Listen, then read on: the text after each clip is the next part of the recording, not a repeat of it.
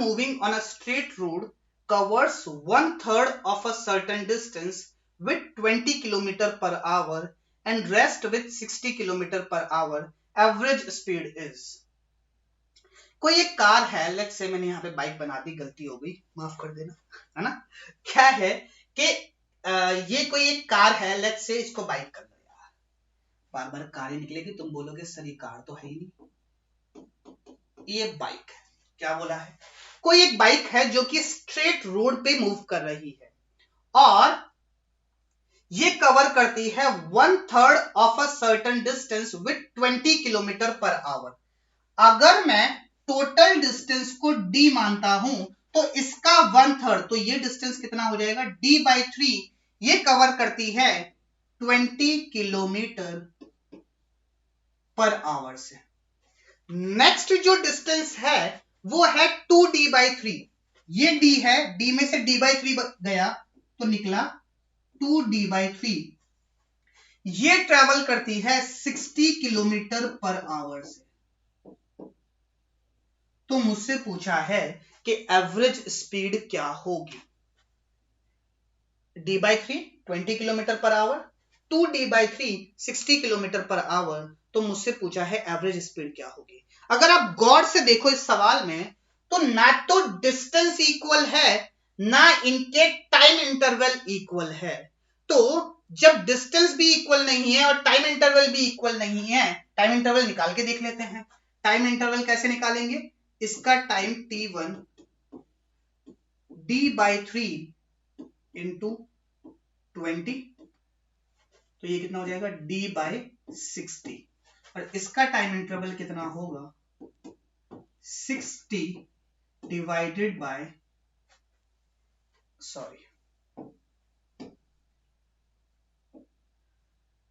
2d/3 into 60।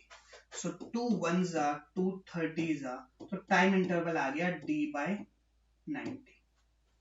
तो ना तो डिस्टेंसेस इक्वल है, ना टाइम इंटरवल इक्वल है, तो हम कैसे सॉल्व करेंगे?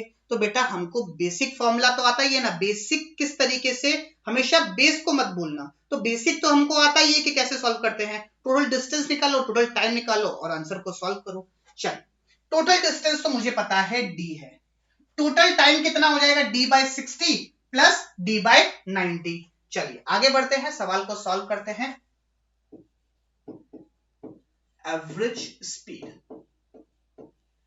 स्पीड होती है टोटल डिस्टेंस कितना है, d, divided by total time. पहला जो टाइम निकल के आया था वो आया था d/60। पहला जो टाइम निकल के आया था वो आया था d/60 और जो दूसरा टाइम निकल के आया था वो आया था d/90। तो पहला जो टाइम इंटरवल था वो था d/60 और जो दूसरा टाइम इंटरवल था वो था d/90। यहां से d कॉमन ले लो, काट ही दो ना यार। अब तो इतना तो आपको आ ही गया होगा कि ये d से, यहां से d कॉमन लेके इससे ये कट जाएगा, नीचे बचेगा 1/60 प्लस 1/90। चलिए 160 और 90 का एलसीएम होता है 180। 60 को 180 बनाना है तो 3 से मल्टीप्लाई करना पड़ेगा, 90 को 180 बनाना है तो 2 से मल्टीप्लाई करना पड़ेगा। तो एवरेज स्पीड निकल के आ जाएगी 180/5 which is equals to 5 1s are 5 3s are and 3 इधर जाएगा 5 6 जा, तो ये आ जाएगी 36 किलोमीटर पर आवर। तो इस तरीके से हमने एवरेज स्पीड निकालना सीखा।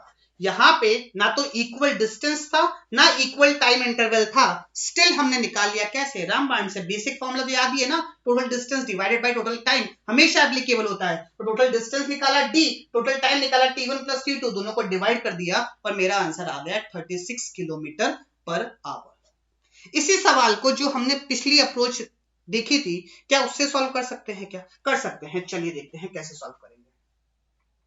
अगेन वही बाइक, ये मूव करती है इनिशियल डिस्टेंस, लेट्स से हमने ये डिस्टेंस d माना था, तो ये डिस्टेंस कितना था, d/3। ये मूव करती है 20 किलोमीटर पर आवर से।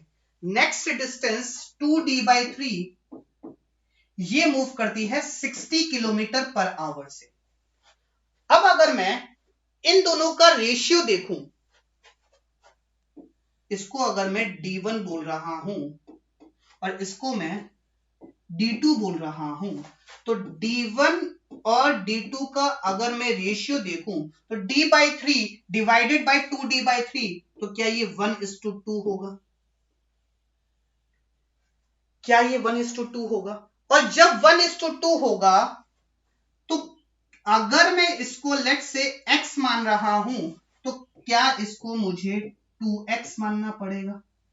अगर मैं इसको x मान रहा हूं तो क्या मुझे इसको 2x मानना पड़ेगा? डिस्टेंस की बात हो रही है। अब इन दोनों में बड़ा कौन? ये। तो अगर मैं एलसीएम लेता हूं इन दोनों का, अगर मैं एलसीएम लेता हूं इन दोनों का, तो वो इसको भी डिवाइड करना चाहिए और इसको भी डिवाइड करना चाहिए। तो बेसिकली इन दोनों का एलसीएम कितना होगा? 60 होगा। तो यहां पे अगर मैं x की वैल्यू ही 60 मान लूं, x की वैल्यू 60 मानते हैं, चलिए देखते हैं। तो x की वैल्यू 60, तो ये डिस्टेंस कितना हो गया? 120 किलोमीटर। और ये डिस्टेंस कितना हो गया? 60 किलोमीटर। चलिए, अब ये 120 किलोमीटर, तो इसके लिए टाइम कितना हो जाएगा? t2 हो जाएगा 120 divided by 60 which is equals to 2 our.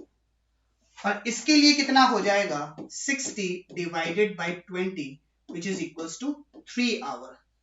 तो टोटल डिस्टेंस मेरे पास निकल के आया 60 plus 120 which is equals to 180। और टोटल टाइम निकल के आया 3 plus 2 which is equals to 5। So 5 1s are 5 3s are 15, 36 kilometre per hour. Again मेरे पास आंसर तो सेम ही निकल के आया। तो आप एलसीएम की हेल्प से आपको ये बात गौर करनी पड़ेगी कि मेरे पास जो भी फॉर्मूले निकल के आते हैं एवरेज स्पीड के, वो टोटल डिस्टेंस पे डिपेंड ही नहीं करते। तो मैंने यहाँ पे क्या किया, 2x में एलसीएम क्या आया? 20 और 60 का 60 आया, तो मैंने x को ही 60 मान लिया। तो ये 60, तो ये 120 हो जाएगा और ये 120 हो जाएगा। तो यहां से मैं टाइम आराम से निकाल सकता हूं, यस और नो। तो हमको कुछ इस तरीके से चीजों को डिवाइड करना है, इस तरीके से एलसीएम लेना है ताकि मैं टाइम को आराम से निकाल सकूं, ताकि वो इक्वली बेसिकली इंटीजर वैल्यू आए न्यूमेरिकल्स में। ओके, सो इस तरीके से भी आप चीजों को सॉल्व कर सकते हैं।